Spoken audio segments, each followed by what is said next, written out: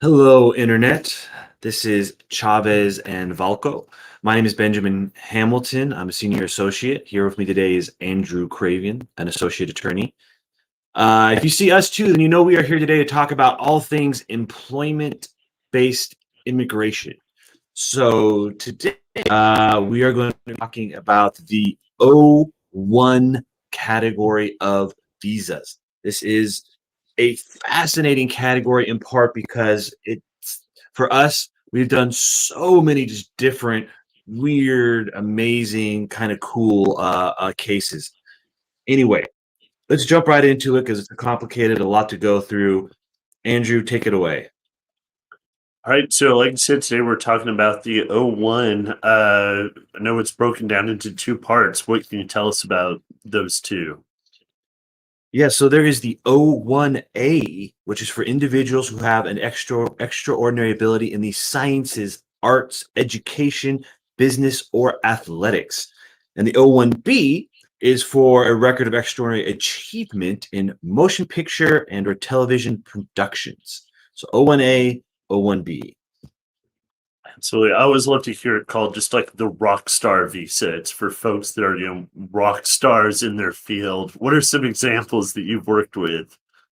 Well, see, that's the crazy thing is that most people, when they hear about the O-1A, they immediately think like famous people. It has to be someone famous, a musician, an actor, a rock star, an athlete. And that's true.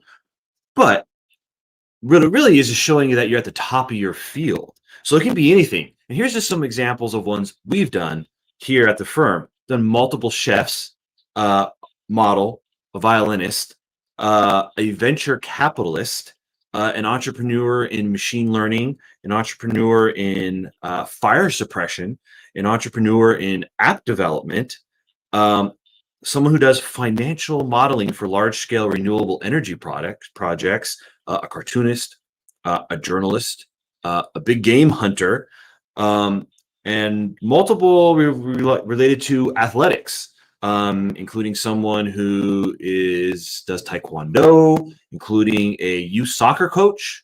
Although when I say youth soccer coach, they're actually in the youth development program for an MLS team. As well as someone who was a team trainer slash doctor and like sports executive.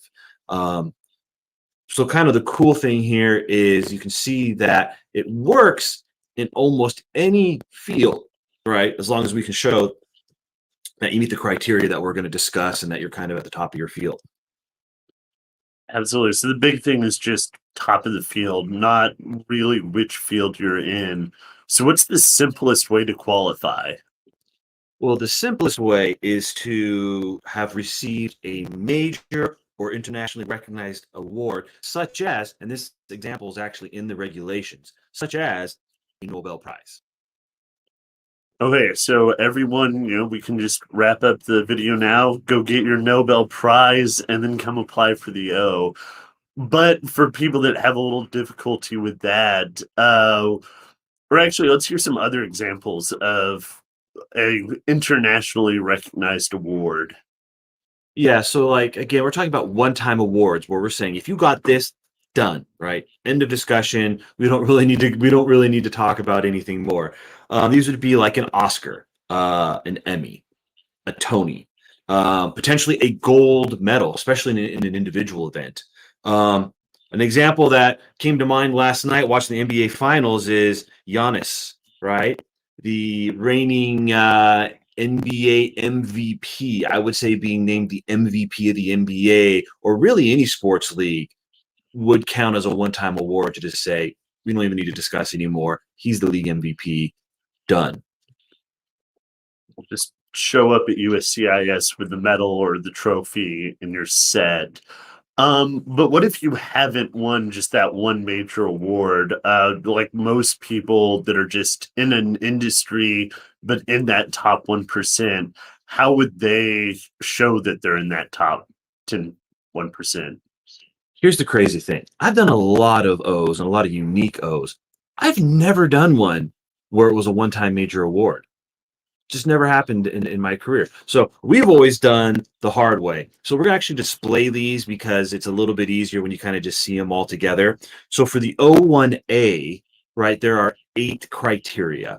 Now, we're actually going to go through these one by one in more detail. Plus, we're going to link to some resources below.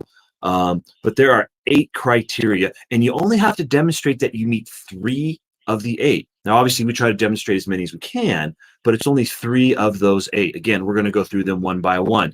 And now we're going to show you the O-1B. So the O-1B has 6 criteria, and you can see how the O-1B is related to like film, TV production, right? It talks about major commercial success, box office receipts, ranking, stuff like that. Today, we're not going to be going through the O-1B. We will be going through the O-1A. But those are the criteria that we have to show that we meet. Okay, so why don't we start with documentation of the receipt of a nationally or internationally recognized prize or award for excellence in the field or endeavor. What can you kind of tell us about that? Well, the first thing we need to understand is that you have 2 things about USCIS. One, they tend to take they read these rules very literally. So when it says an international or national award, it needs to be international or national award. So it's not like, oh, well, my hometown newspaper voted me as the best up and coming chef. It's like, well, great, but that's a hometown newspaper, right? As opposed to getting a Michelin star, right? A Michelin star is considered, what I would consider it an internationally recognized award for excellence in the field. So the first thing to understand is it needs to be a national or international award. The second thing is you have to be able to back up everything you submit to USCIS. One of the problems we always have with clients is they're like, I got an award, here you go. And you're like, USCIS is not going to accept the award at face value. They are going to want to know, they're going to want a detailed explanation as to what is the award, what were the selection criteria for the award, who were like previous winners, or who were you competing against for this award. So you do have to provide detail. Again, if we're talking about, I won an Oscar, don't need a lot of detail, right? You're just like, Oscar, done. But now when we're getting down into the 8 criteria, and again, we're talking about an international and national award, they are going to want a lot of detail about the award. So, what kind of detail would you generally offer for something like that? How do you back that up if it's not just the face value? Well, for a lot of awards, I mean, you can sometimes they have like a web page you can go to, and you can actually see the selection criteria on the web page, or maybe you can get the selection criteria from the organization that's giving the award. And hey, we've used stuff like the most prestigious accelerator in the Bay Area selecting this person and their idea to be funded and come into their accelerator program, right? And then we got a letter from the accelerator saying, well, these are the criteria. We only select 5% of applications we get, and they're all super prestigious. And so in that case, we did a combination of like showing what their criteria were, but actually a letter from them, and some of who the other winners are, to say, getting this sort of like award or grant qualified. So again, I mean, we can't necessarily get into like every single example, but the idea is that you can get pretty clever here as long as you're able to back it up. Absolutely. So now, what if I get a major award, but it was a part of a group? So, Oscar for best film, and I worked on the film, or you know, instead of a swimmer, like my team got a gold medal. So yeah, you're going to have to kind of separate that out and be able to identify the sort of role the person played and how much they contributed to it. So here's kind of what they say is generally an award, major or lesser, to an employer is not considered an award to the individual, but USCIS may look for whether the individual played a primary or principal role in the success. So if you're like, oh, we got best picture, well, if you're a producer, right, or the director or someone pretty highly placed, then we're probably going to be able to count that, right? Or if like you're on the women's soccer gold medal team, should be the USA. So, but anyway, to say, well, I was on the team, and I guess you could look at making the team. We can actually talk about how that may just being on the team itself may actually satisfy some of the other criteria, but saying like, were you a starter, or were you just on the team? So that they can kind of look and see how big of a role you played in the award. All right, so next we're going to be talking about documentation of membership in an association that requires outstanding achievements as judged by international experts. So what can you kind of tell us about membership criteria? Well, again, it comes back to they read this literally, meaning the membership has to require outstanding achievement. So I can't go to them and say, well, I'm an attorney and I'm a member of the State Bar of Texas. They're going to say, well, all attorneys are required to be members of the State Bar of Texas. That doesn't require extraordinary achievement. Now, I know some people think like, I don't know, passing the bar is an extraordinary achievement, but it's not to USCIS. So you'd have to show, and again, this is where we come back to like, just being a member of an Olympic squad, we have argued, or being a member of a national team. We did this for like a person who's on actually 2 different national Taekwondo teams, to say just being selected to a national team, right, satisfies this criteria because, being on a national team, they only select the best, right? So it's, requires outstanding achievements. We've looked at stuff before too, like we've argued like Fulbright scholarships, or being part of like, I don't know, Forbes agency council, we've really, or even being accepted into like that, Bay Area accelerator, right, as being a membership. But the key is that we have to be able to show that it requires, that you being selected requires extra or outstanding achievements. And again, we have to be able to back it up too. So, we may have to provide evidence of what the selection criteria are, either in the form of, some of the governing body's own documentation, like, hey, these are our selection criteria, or like a letter from somebody within the organization outlining the selection criteria. Okay, so the next one is going to be published material in professional major trade publications or major media relating to that individual's work in the field, which they're seeking classification. So what can you kind of tell us about what this published material needs to be? Can I just, write something down on a piece of paper, therefore published material? Well, actually, no. The problem we get here is you'll have someone who's like a performing artist, and they'll be like, well, here's all our marketing. It's like, well, no, you in many cases you paid for that. You paid to get that announcement placed, for your upcoming concert or whatever. It's like, no, paid advertising does not count here. This has to be something written about you, right? And not only just written about you, but specifically addressing your extraordinary ability. We've also seen people who are like athletes that were just like, hey, I played tennis in college, and here's some articles. And they're just like the generic articles about, hey, this school played this school, this person won a match. It's just kind of the generic sort of article talking about, as opposed to, we've had the entrepreneur and app development and, being selected for a Forbes 30 under 30, and having this whole like Forbes write up about the person, what they've done. Actually, we've dealt with a number of people that have gotten Forbes write-ups, and it's specifically the 30 under 30. So it has to appear in a professional or trade publication, or major media. And again, major media, sometimes we literally go to Alexa, which is part of the Amazon's AWS service, because if you go to Alexa, you can find website rankings. So sometimes, they send us this article from this website in, I don't know, the Czech Republic, and you're like, what is this? And then you go run it through Alexa, and it turns out it's the #1 website in the country. And you're like, oh, okay, well, this is major media, because it's the #1 website in the country of that country, right? Or I said like Forbes, right, would be considered major media.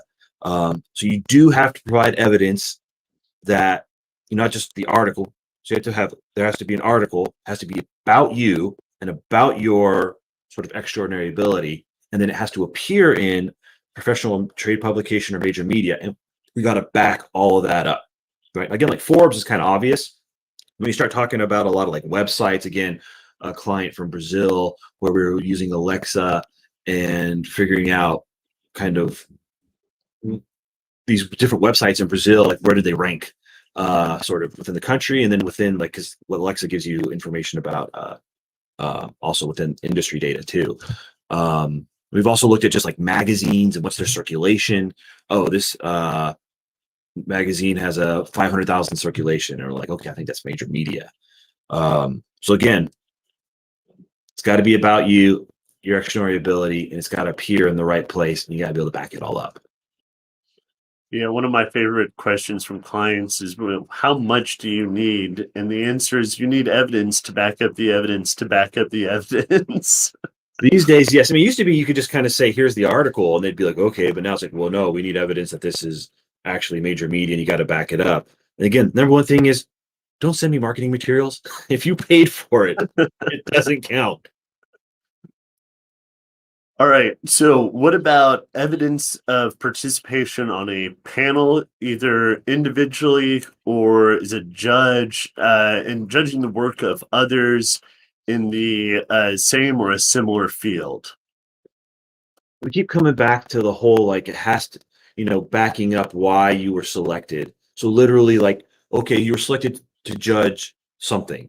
What were the criteria that they used to select you as a judge? And those criteria should be related to your extraordinary ability. And so, again, we look at, well, does the event or whatever you're participating in, does it actually have official criteria for selecting judges? If not, can we get a letter stating why they selected you? We can look at some of who the other judges are to say, oh no, these are all people that are the tops in their field. Like, we've seen people who were judging like hackathons. And we got a letter from like the event organizer saying, no, we were like, we selected the people we selected because they were, all of them are considered industry experts. But we've also looked at stuff like a venture capitalist we got an O for, and a venture capitalist is getting presented with all of these different potential projects that they're having to select which ones they're going to fund. We've also said, oh, hey, this guy is a coach of a national team. And so he's having to select players for the national team. And of course, you're selecting the best players. So, we've really been able to make this work in unique ways, just as long as we can back it up and say, well, you are judging people in your field at a fairly high level. And also, what were the criteria for you being selected? Absolutely. So next, let's go ahead and talk about evidence of original scientific, scholarly, or business-related contributions into the field. What kind of has to be the original contribution, and what are some of the requirements for that? This is kind of the big one. Like, can we, again, you don't have to prove all of the criteria, right? But this is kind of the one that's like the most core to like extraordinary ability. So if you can prove it, great. But we don't always, necessarily prove it, right? We're talking about like a guy who is, again, Taekwondo on a national team, won a bunch of tournaments, was a coach and a competitor. I mean, there's no real original scientific, scholar, business related contributions. Like, he's just really good at what he does, and we meet the other criteria and we ignore this one. But you start looking at like our entrepreneur in fire suppression, and of course we were going, hard into this specific category, right? Because in this case, for example, patents can come into play. In his case, he had a bunch of patents. Obviously, this is where we start getting into like sometimes when we're dealing with like scientists and researchers. We've done a case recently for someone who is an oil and gas both executive but also scientist, and they had a whole bunch of patents. But it's not enough just to have the patents, right? You're going to want some type of evidence to back up how those patents are major significance to the field. In this case, a lot of the times, what we do is we get recommendation letters. So we try to find industry experts, again, whether it's fire suppression, whether it's venture capital, whether it's machine learning, again, all these different clients that we've had. And we get letters from experts, right? Where the letter kind of lays out first, hey, I'm an expert, and this is why. This is how I'm familiar with this person's work, and then this is why it's significant. Again, looking at the fire suppression and how it was able to suppress fires in like 10 times as fast as regular fire suppression. Like, this is going to be major. Or, hey, this machine learning's really revolutionize the film industry, or stuff like that. So this is a great criteria if you can meet it, but you really got to be able to back it up. And the number one way to back it up is to be able to show conclusively this is what they've done. Like stuff like patents and stuff are helpful, but then back that up with recommendation letters from industry experts that explain, right, why it's of major significance. Yeah, definitely a major point of just showing the exact thing that, again, not for athletes, but for your scientists, your businessmen, like the exact thing that makes them extraordinary. So now that we've actually talked earlier about articles about the person, now what about authorship of scholarly articles in the field or professional journals, major media, actually done by the person? Yeah, so again, we did by, or say about the individual. Now these are by the individual. And again, it's the same thing where we have to be able to prove that it relates to their field of extraordinary ability, that it is somewhat scholarly, and that it appears in the right places. So this is where you start to see people start talking about, like, well, I want to get a paper published and I want to get it cited, right? Because a lot of times just publishing a paper is not enough. Well, it could potentially meet this criteria, but if you wanted to meet the major significance criteria, then you want to also not be published, but to be heavily cited by other works and other papers. But sometimes you can kind of create this scenario where people are writing papers and then just citing to each other's papers, all trying to help each other out, and it's it can get kind of weird. But we've seen people again write very detailed articles in places like Forbes, and we've counted. And again, if it's just like a blog post, just, hey, that may not necessarily count. Like, again, I don't think our little YouTube videos here would necessarily count, or like blog posts or like newsletters or something. But there are people in our field that write very scholarly articles about immigration that you would say probably rise to this level. They appear in a little bit more prestigious places.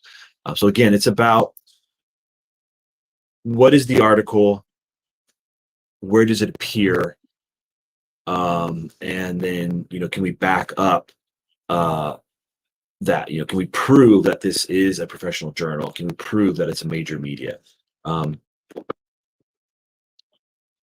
Yeah, that's always a fun one, and I know a very difficult process for all of our more academic O-1s.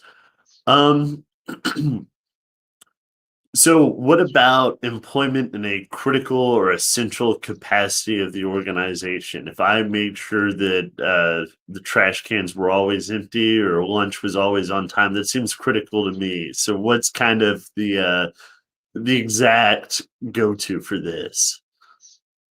I mean, yeah. So critical tends to be pretty highly placed. I don't think the janitor is going to qualify, but this is actually one of my favorite criteria, because since we do a lot of these really unique O's, it tends to be the one that we're able to use in almost every single case, like across the board. But you remember, you have to prove two things. You have to prove that first, the role was critical or essential, right? And that it was for an organization with a distinguished reputation. Some people kind of forget. They say, well, I was the CEO of this company. Well, cool. Who's this company? Why do I care about them? Because, I mean, I could just create an LLC tomorrow and say I'm CEO. Of course, it's just like a shell company. Who cares? So you do have to be able to back up both of those statements. And we've done, all kinds of stuff, again, saying, oh, well, this guy was a head coach of a national team, right? That's a critical capacity for just an organization with distinguished reputation. We're talking about some of these entrepreneurs that have their own companies, right? And these companies themselves are, again, I'm the owner or the president or the CEO of these companies that have distinguished reputations. Again, we can show that through articles and stuff from major media, or incorporate that into some of these recommendation letters, right? Where you can have a recommendation letter from an industry expert that hits multiple of these different points. We've done it for people that have held high-ranking places within like governments or international bodies. We had one guy that was on his country's Olympic committee and was on a bunch of actual committees for the Olympics themselves. And so it is a really interesting category, again, that we use a lot for our cases. But again, you got to be able to prove 2 points within there, that the role was critical or essential, and that the organization themselves had a distinguished reputation. Absolutely. And now for our last one, it all comes down to the money. So evidence that you commanded a high salary or other remuneration for services. So, I remember my first job getting the bump from minimum wage to $1 over minimum wage. That's sweet $7.25 at the time. How high does it got to be? Does that extra dollar count? This one is janky. To be honest, it's one we have argued in the past successfully, but I just find us not arguing it that often. Because it is a little bit janky, because there's actually no like bright line rules here. The one thing you do have to do, you do have to remember is that it is a national comparison as opposed to like local. So you do kind of look at national averages. My kind of rule of thumb has been you kind of want to show you're in like the 90th percentile. You're in the sort of upper range of salaries. And again, for some of our like entrepreneurs, this has actually been kind of easy, because as a business owner, they're getting, both kind of like salary, but also profits. So sometimes, their compensation is in the neighborhood of, 3, 4, 500,000. But then again, you've seen USCIS push back and be like, well, for CEOs, this isn't necessarily the top. You're like, really, you're going to compare him to like the CEO of like Microsoft, really? So you have to kind of like then bring it back in and say, well, no, if you want to do that type of comparison, then we should be comparing them to CEOs to similarly sized companies. But then again, if it's like, hey, this guy is doing financial modeling for large scale infrastructure projects, can we kind of figure out what would be the corresponding Department of Labor SOC code? Because the Department of Labor does have a lot of data. They have very localized data like we use for H-1Bs, but you can also look at like national averages and say, okay, well, here's the national average. And they do list like the 25th percentile, the 50th, the 75th percentile. Can we kind of like do the math and figure out, how high is this guy? Where does his total compensation package place him as compared to other people in the same field nationally? We've even sometimes argued against just like what they make in their home country too. So again, this one can get pretty technical. We have argued in the past, but just kind of the people we get, it's just not one we rely on as commonly. Absolutely. And I mean, also important to think just other remuneration too. So it doesn't have to be the direct salary, but owners of Yep. businesses, I know we've looked at, well, all right, he wasn't putting that money in his pocket, but he is owner of X amount of this company, and that's worth, significantly more. So now that we've kind of gone through those 8 criteria, what if I'm looking at it and thinking, I don't specifically have that? Can you do something outside of the 8 criteria listed?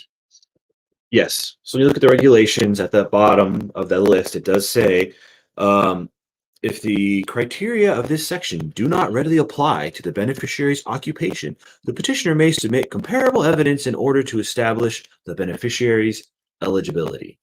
Again, you start looking at as an example, I got a no for a big game hunter. You kind of think, well, there's not necessarily a ton of stuff that are going to line up. And one of the arguments we made is that this guy had actually had multiple shows on the Outdoor Channel.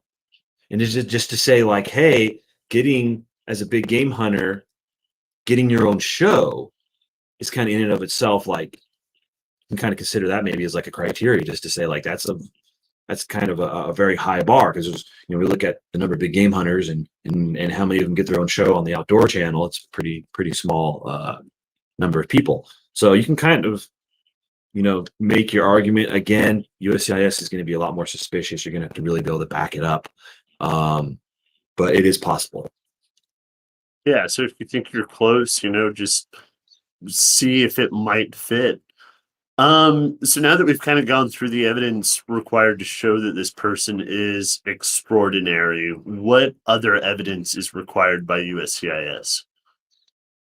Well, we're going to get into this in a little bit more detail, but it's really important to have all of your contracts in line. So again, if you're someone who's like a performer and you're going to be at multiple venues in multiple places, you need to have all of the contracts. You need to have an itinerary. That's really important for a lot of different people. Again, if it's like, hey, I'm an entrepreneur, I have my own company, it's like, okay, the itinerary is not that important. But again, if you're some type of performer or athlete, they're definitely going to want to see a very detailed itinerary. And then the other one we're going to delve into a little bit deeper later is a written advisory opinion. So those are some of the other kind of key evidence that must be included in any O petition. Awesome. So next we're going to talk about the petitioner. So what do they mean by a written contract between petitioner and beneficiary? I mean, we're talking about a lot of, again, rock stars, people at the top of their field. What if I want to self-petition as an O-1? So O's and P's are kind of unique. So can you self-petition? I mean, kind of in a roundabout way. We have had guys self-petition. These are mostly like the entrepreneurs, right? The guys who the petitioner is a U.S. company, and of course they own the U.S. company or are an owner in the U.S. company. So we have had O's sort of self-petition in a roundabout way. But what makes the O unique is there's multiple different petitioner sort of options. One is just a straight up employer, right? There's a company that wants to sponsor me. But of course that doesn't work with a lot of, like, let's say like athletes, maybe. I mean, you could have an athlete being sponsored by like a team. That's great for team sports, but what about like individual sports? Like our Taekwondo guy we keep coming back to. Well, you are allowed to use an agent for O's and P's. And this gets really weird, right? Because the agent can be an employer, the agent can represent multiple employers, or the agent can represent a foreign employer. So, example, our venture capitalist, now we set that up as an agent representing a foreign employer because the venture capital fund was based in Europe, and he was coming to the U.S. and so we said, okay, we're going to set up an agent to represent the foreign employer. But the most common one we do is an agent for multiple employers. So you say, oh, well, this Taekwondo guy is going to go compete in multiple events. He's also going to go coach, but he's going to coach multiple different people, multiple different, you call it a dojo. I'm not exactly sure what the terminology is for Taekwondo. So to say, well, he's going to have multiple employers. So what you have to do is you first have to have a contract between the agent and the beneficiary. And when I say agent, the agent just has to be like a U.S. person, like a U.S. citizen or resident. They don't have to be an actual professional agent. It just has to be anyone who's willing to serve as the agent for purposes of the immigration petition. So more often than not, the agents in most of these cases end up being like either a friend or just someone who's in the same industry. Only in cases of like actors and models do we see actual professional agents involved in the O. But for everyone else, it's just like a friend or someone in the business or someone they know who's willing to serve as the agent. So you do a contract between the agent and the beneficiary. And again, the contract just has to be a contract. There actually doesn't have to be any like payment. You don't have to say, oh, I'm going to pay you. I mean, you can, I guess, if you had a professional agent, but there doesn't have to be any payment between the beneficiary and and the agent. And then if there's multiple employers, then you try to get contracts between either the beneficiary and the multiple employers or the agent and the multiple employers. These can be like, I don't know, the different venues and stuff where they're going. So again, it's this really unique kind of setup for O's and P's where you don't necessarily have to get yourself kind of locked in to like, oh, I work for this one employer like you do for basically every other visa, like H's, right? Again, for a lot of our clients, we'd use the agent for multiple employer scenario, allowing them to, hey, I'm going to go teach over here, and I'm going to go teach over here, and I'm going to go work with this client, I'm going to go work with that client. And it allows them to be a little bit more mobile and fluid. So again, employer, agent as an employer, agent for multiple employers, agent from foreign employer, and of course we've done sort of like self-petitions where essentially the employer is owned by the beneficiary. So moving to the itinerary that's required, what are kind of some details that they're requiring from that itinerary? So like, again, you're talking about our Taekwondo guy. I mean, literally, they gave us a list of US based events for the next, 3 years. And again, when you start getting into like years 2 and 3, you don't have specific dates, but the US Open takes place in February. So we don't have specific dates yet for like 2023, but we can kind of put it there as this is going to happen in February. So you want to have this like list of events. Again, for like, you think of like concert artists, this is pretty self-explanatory, right? You're going to have a bunch of concerts. If you're, part of some sports league, right, there's going to be an actual like schedule where or season, right? You can say, hey, our season's from here to here, and here's our schedule. It's pretty straightforward. So they do typically want to see some type of itinerary related. Now, again, this becomes a little bit weirder when you're like, well, I just work for this company, right? And then, of course, that's where you just, the company has a, offer letter that says, well, I want to employ this guy for the next 3 years, because that's kind of the max you can get any one time is 3 years. But yeah, so depending on the type of case we're working on, an itinerary may be mandatory.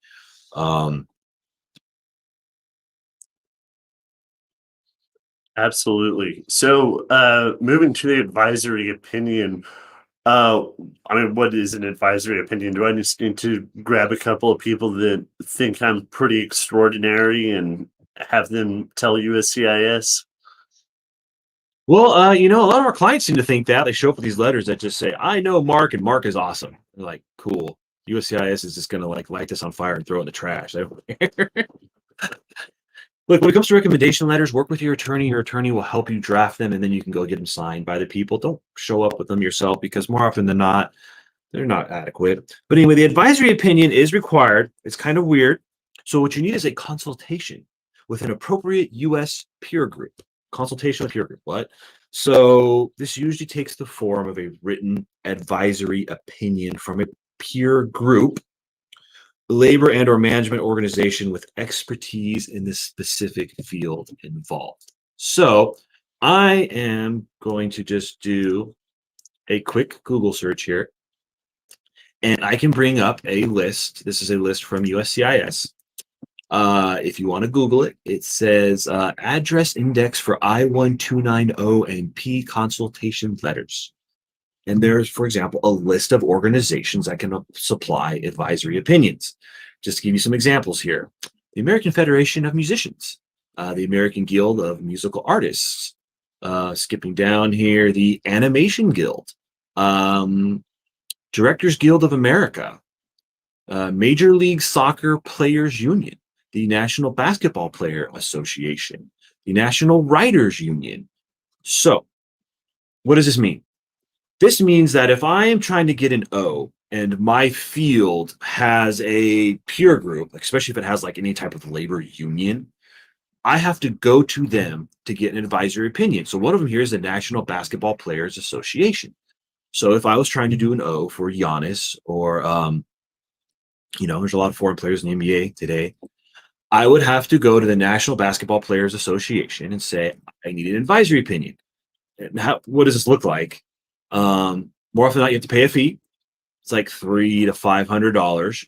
And basically, and each of these groups tends to have like specific requirements, but in general, what they typically want to see is a draft copy of the O-1 petition. They want to see the forms, they want to see the support letter, and they want to see the evidence. You send it to them, pay the fee, they review it, and then they send you a letter. And the letter is usually like a paragraph. And it's says something to the effect of, we reviewed all the documentation related to Giannis. We think he's amazing, and we have no objection to him getting an O. Right. That's what it is. And if there's a corresponding union, you have to have it. So when we were doing like the journalists, right? If you look on this list, there's some unions related to journalists, and we had to do that. I think for chefs, we also had to do that. Obviously, if you're looking like O-1Bs and anything related to like TV and movies, there's a bazillion unions here. But the question is, what about the venture capitalists? Well, if you can, there's no union for venture capitalists. If anything, that's like antithetical to being a venture capitalist, right? Being part of a union. So if you can show that there is no peer group, then you can state as such and get this requirement essentially waived. But even where there is no peer group, we've still kind of gotten letters. So the guy that does like Taekwondo, like again, the NBA has a union, but there's no like Taekwondo union. So we went to the like American Taekwondo Federation, I think it was, or USA, went to USA Taekwondo, who's kind of like the top body in the US. And we said, would you be willing to give us a letter? And they said, okay. And they gave us a letter. Hypothetically, I think we could have argued that we didn't need it in that case, but why not? Better safe than sorry. So again, if there's any type of peer group, especially any type of union or labor organization related to your field, you're going to absolutely, it's mandatory, get an advisory opinion. Again, but there are cases in which there is none, and you can argue as such, and it's not required. Like Absolutely. our And you gotta our venture capitalists and some of our like entrepreneurs and stuff. absolutely. So now that we've kind of gone through the advisory opinions and the other requirements, what does this process actually look like? How do I go about getting that O-1? All right, so the O, like many visa categories, must first be submitted to USCIS. So you can't just like show up at the embassy and say, give me the visa. You must first submit your full application to USCIS. All right, so after I mail this off, how long does that generally take? So O's take about 3 to 4 months to get approved. But for a fee of $2,500, you can bribe USCIS to do your case faster, which will cut the processing down to 15 days, from 3 to 4 months to 15 days. But remember, USCIS can always send a request for evidence. And just so you know, the percentage of cases that get requests for evidence are much higher for premium processing than regular processing. Believe me, we honestly believe that a lot of times they send requests for evidence not because they actually really need anything, but because they're not going to get to the case in 15 days. And if they don't, they have to refund the money. So rather than doing their job or refunding you the money, they just issue a request for evidence because it stops the clock for them. And then you have 90 days to respond. And then once you respond, they have another 15 days to issue a final decision. So again, 3 to 4 months regular processing, 15 days premium processing. But in either case, you could always get a request for evidence that might delay it a little bit more. All right, so after it's filed, you've done everything else, you get approved. How long is the O-1 approved for? So the initial approval is usually 3 years, but again, we were talking about the itinerary and the event, and so it can be limited, right? So if you're like, hey, I'm doing a concert series for the next, 8 months, and here's all of our dates, and it's very specific, they may limit it to 8 months, right? Now, of course, you may be like, well, once the concert series done, then we're going to go into the recording studio and blah, blah, blah, blah. And okay, then maybe long 3 years. But in general, we always try to get 3 years. Extensions are weird because hypothetically, if you're extending the same event, like, oh, we were going to do this concert series and we're going to add a couple extra dates, whatever. They usually only want to grant those type of extensions for a year if you're extending the same event. But if you're able to show that it's a new event, then you can get another 3 years. So you can do 3, 3, 3, 3, or 3, 1, 1, 1, 1. It kind of depends. There's also no limit. There's no cap. So you could hypothetically have an O for ever if you wanted to. All right. So after I've got the O-1 still outside the country, can I apply for the visa just once USCIS approves the O? Yep. I mean, so if you were here, you could file a change of status, and if you're here in some other status, you could file a change of status to O. Obviously, if you're outside the country or you just need the visa, I mean, once you have that approval notice, then you just go schedule your appointment and apply for the O. And generally, there's really no issues of getting the visa involved. I mean, because the embassy typically is not re-adjudicating the O, only if they sort of notice what they think might be clear fraud. Then they could deny the visa or place it into administrative processing and actually kick it back to USCIS and say, I think you need to take a second look at this. But that's extremely rare, right? When it comes to going to actually get the visa, once you have the approval, it's usually just like a rubber stamp and you're good to go. All right. So what about wife and kids? First off, can they join the O-1? And if they can they get work authorization? Yeah, so the O-1, when it's submitted to USCIS, it's submitted by the petitioner, in the name of the beneficiary. So the family's not involved at that point. But once it's approved and you're going to apply for the visa, then you can set up an appointment for you and your family, and you can all go and apply together. So family includes spouses and children under the age of 21. They'll all receive the O3 visa, so they can come and live. If it's for 3 years, they can all come and live here for 3 years. They can go to school, but they cannot work. So spouses cannot request work authorization as they can in some other categories. All right. And I know we were talking about, this rock stars, folks doing touring for concerts in some cases. What if I need to bring people with me to like set up microphones, speakers, or, in any way assist with what I'm doing? Yes, you can. So we said the O-1 is the principal, the O3 is the family. Right there in the middle is the O2. The O2 is for support personnel. We've seen all kinds of stuff there, right? Again, musicians is kind of the easy one, or some type of production is kind of the easy one. But we've also seen athletes and bringing in like their manager or stuff like that. So if you can show that they qualify, and there's a lot of other like little nuanced qualifications around the O2. It's kind of its own little weird thing we're not going to get into. But it is possible to bring in support personnel. Absolutely. And I know we talked about salary earlier as one of those 8 requirements. And, if you can prove that you make, millions more than the other guys, maybe that'll help. But is there any requirement? Do I have to be paid a certain amount, like with, say, the H's?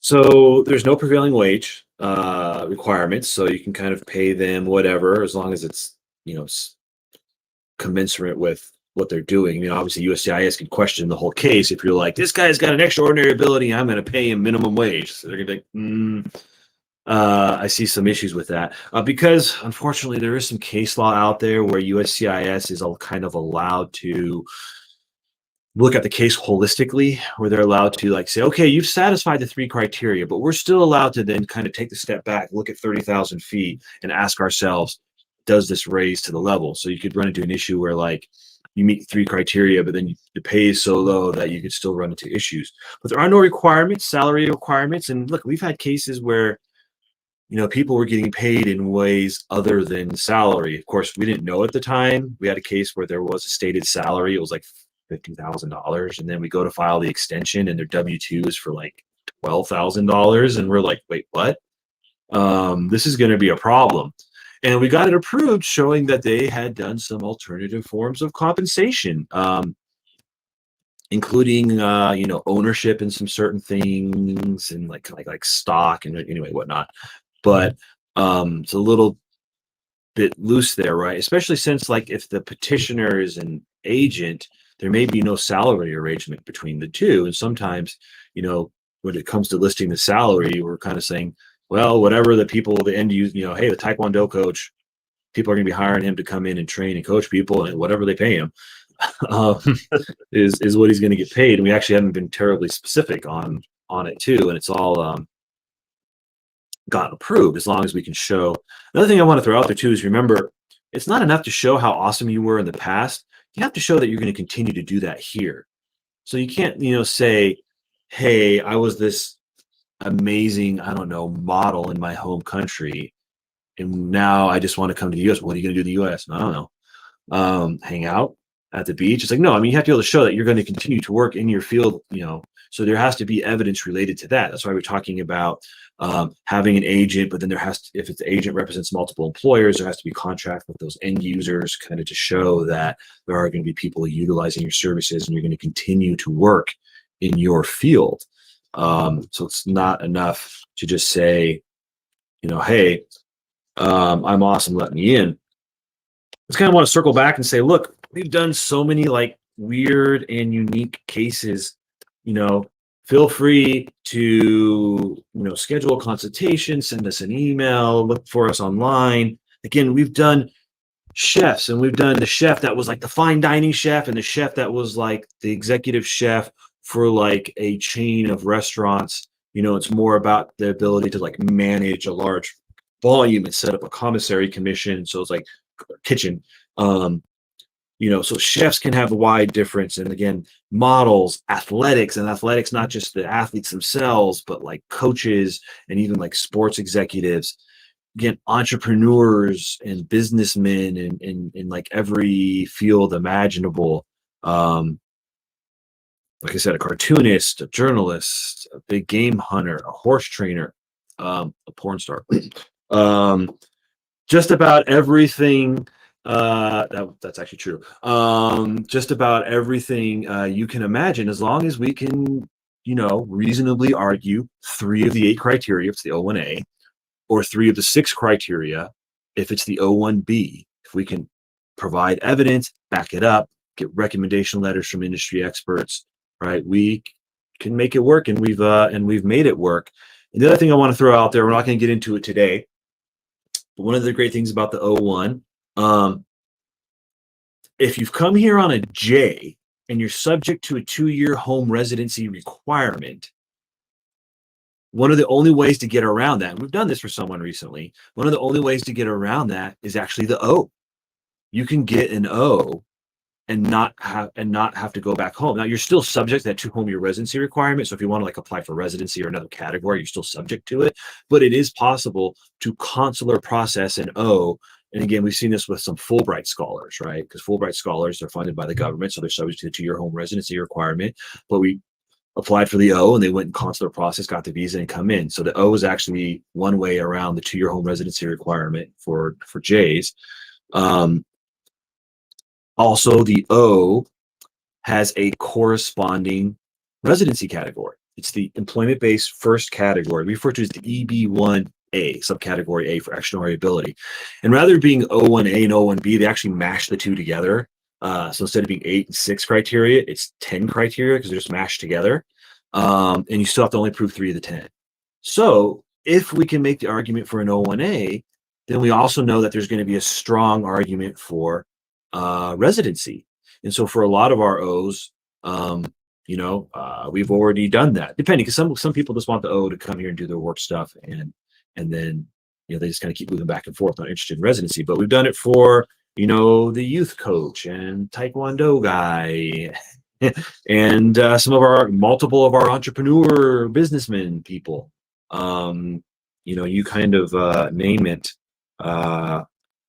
We've done it. So like I said, the O is a fascinating category. Sometimes the cases can be hard. So a lot of documentation, a lot of recommendation letter, like writing, a lot of stuff we got to go through. But when we get these things approved, especially for unique cases, man, it's like some of the best wins. Andrew, any final comments on the O visa? No, I do just want to reiterate, they're very awesome and very fun. You get to work with all these different folks from diverse backgrounds. But yeah, I think we covered it all. So again, hey, if you're interested in this, go to our website. You can schedule a consultation. You can, email us, contact us. We're going to put some links down below with some more information so you can find some of this stuff really easily. Also, remember, we have a great app, Law Pilot Guardian, that you can find and download that has a lot of great information and resources. So there's, we're here to serve. We're here to help.